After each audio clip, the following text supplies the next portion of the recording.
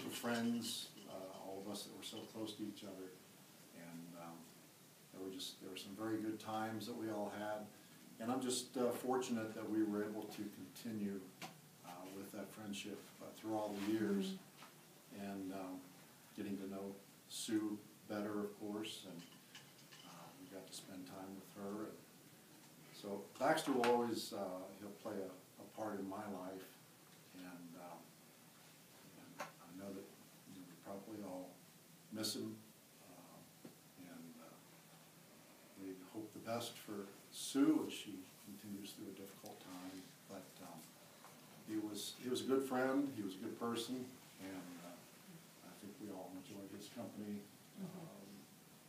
as much as we possibly could, and we're sorry that he's not with us at this point.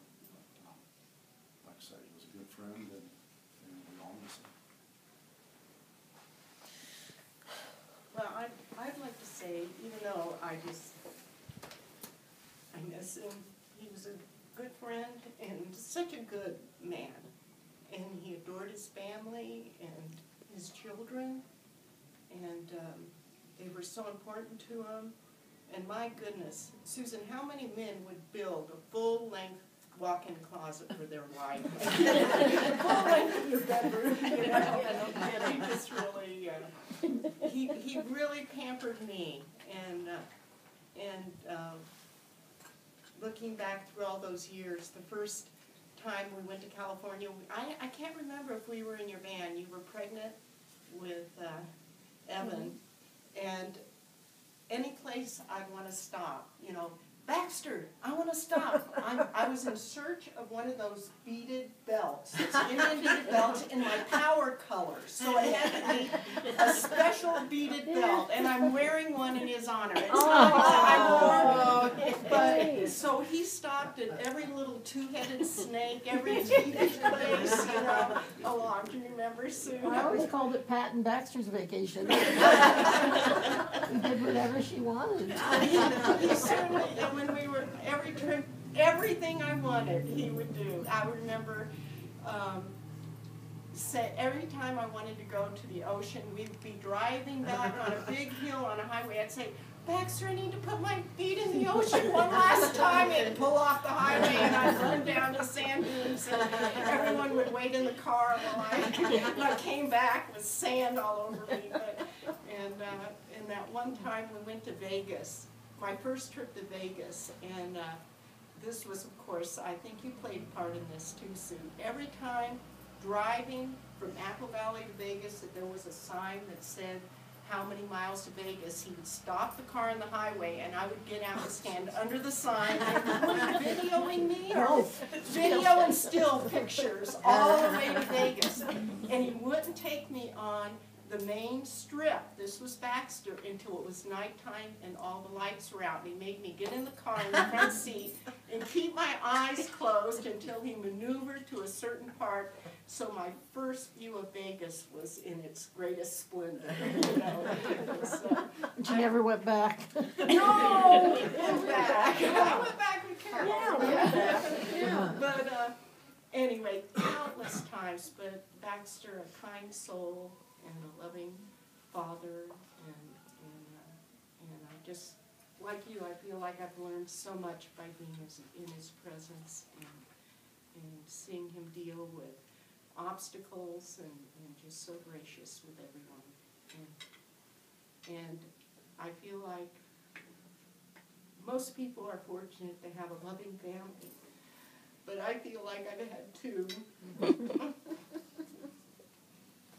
I'm going to piggyback on the van.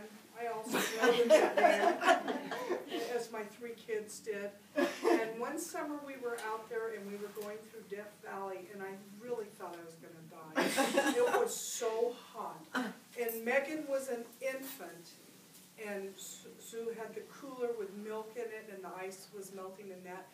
And Baxter's driving, and how many guys would allow the kids to fill up the baby bottles with ice water and squirt around the van as we're going through Death Valley? But I think that's what saved my life. It was so hot. And he allowed, as he drove, the kids to have a water fight.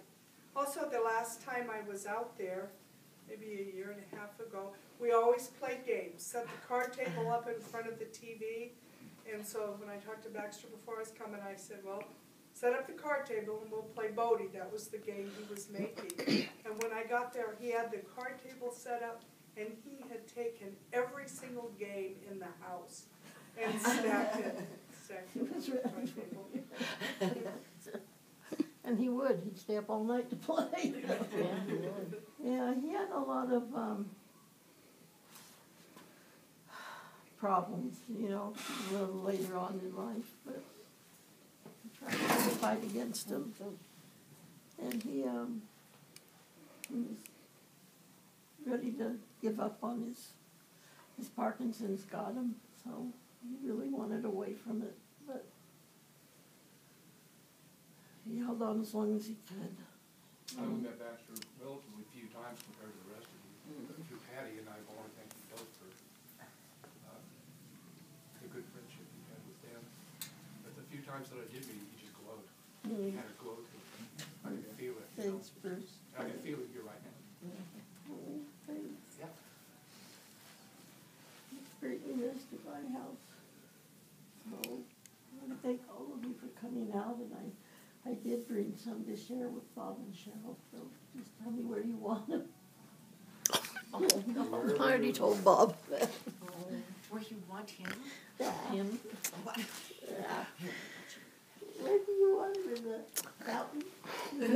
Well, that's not a bad place. The fish are out and. He's all over Albuquerque. What, Should be. are the fish out there? That's not a good place, then. No. Up under the fire. Sure, there you go. What is that? Ashes. Oh. Oh, that's him. We took him to the golf course yesterday. Where now? The North Course, the North Course. So you do have him with you forever, Bob. He puts more around. Got a big pool there.